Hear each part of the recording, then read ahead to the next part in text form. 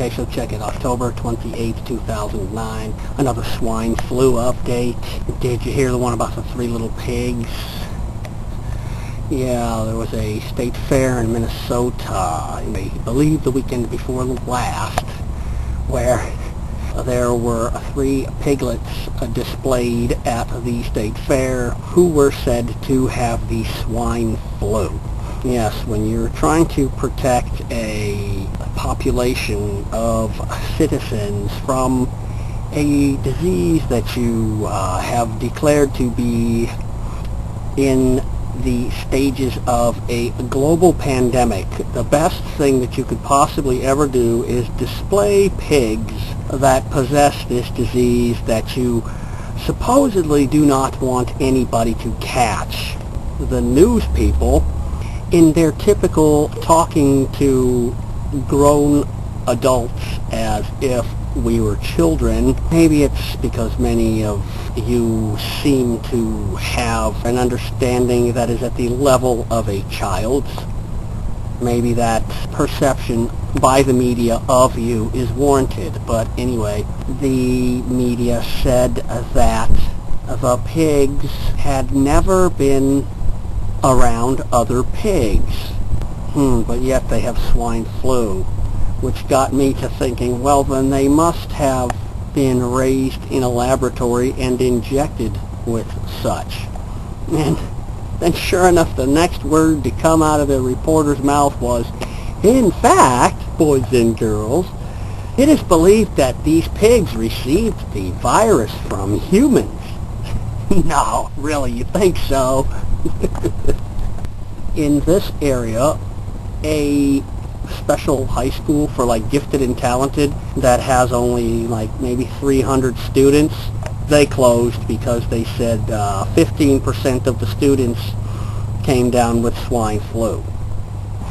That's easy to close a small school like that.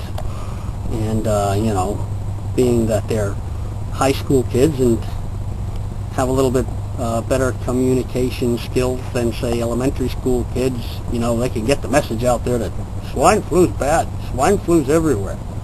I got it. You can get it too.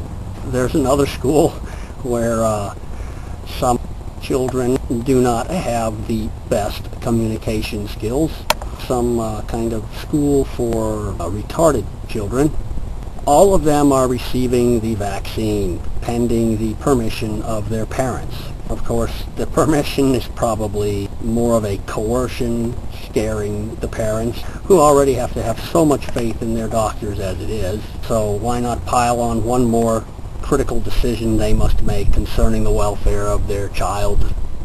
You know, retard Eddie over here could contract the swine flu and die, and, you know, he can't make up his own mind about whether he should have the vaccine or not, so it's all up to you, no pressure.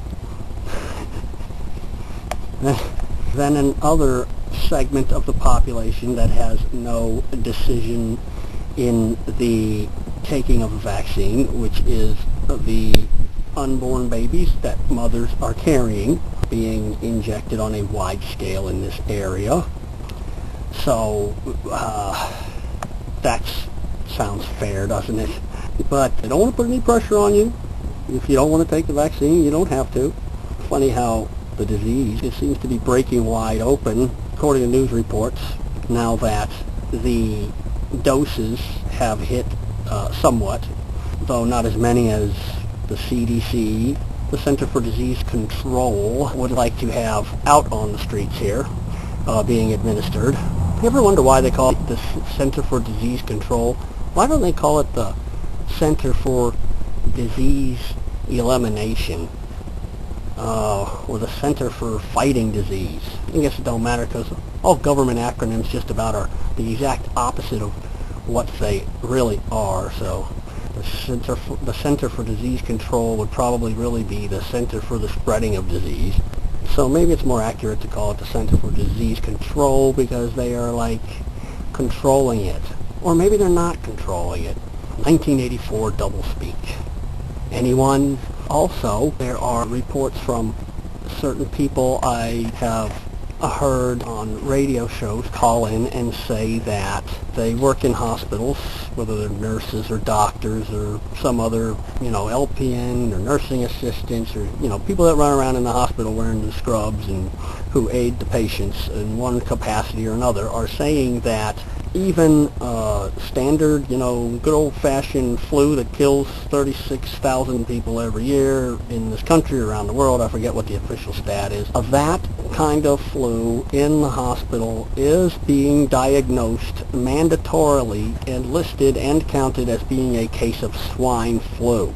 Then there is the case of the New York emergency workers who have refused widespread, by and large, almost unanimously, they are not taking the shot. He who is master of the universe, or will be someday after he becomes master of the world, has sought to abate everyone's fears and worries by saying, oh, relax, me and my infinitely gorgeous wife, Michelle, with arms that are bigger than mine, and my two daughters, the princesses, have all taken this shot. And it shows them walking down K Street, maybe past that K Street whore's office that Grayson was talking about. Never mind. That's another story. They're all holding hands, and they're all arm in arm, and they all look like the great American family. Little Malia is skipping to Malou, like as if to convey the message, the subliminal impression that the shot will put you on a natural high. And lastly, in the spirit of true healthcare reform and universal government option, soon to be central planning, single payer system, because look, they can argue about the government option all day long, okay? Whether they want it in there, whether it's not in there, that is just a decoy, because the fact of the matter is, if they approve the plan, the government option is in there whether they say it is or not. It's just economically automatically there, because now the government will regulate the companies, the insurance companies and the hospitals that much more than they're even already being regulated, and they'll be regulated into submission, and then they'll be regulated to death, okay?